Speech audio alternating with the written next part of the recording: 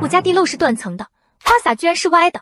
装修踩了坑，1分钟教你用花几块钱补救的方法。我在珠海干装修整整10年了，这些问题真的不用去拆砖砸墙。还有谁不知道地漏有断层？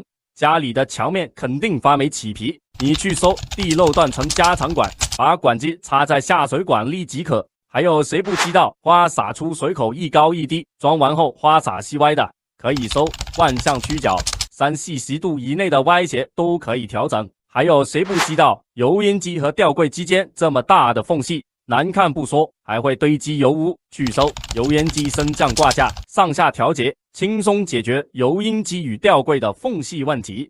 还有谁不知道冰箱插座在正后方，嵌入式冰箱肯定突出一大截，非常难看。你可以搜嵌入式插座，换上去后和墙齐平，冰箱就不会再凸出来了。还有谁不知道马桶的坑距没留对，没法靠墙，太丑啦？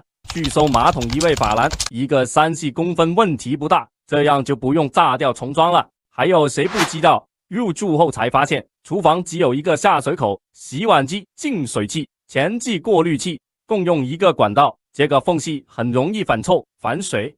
去搜集成下水器，各种管线分门别类，防虫防臭还防水。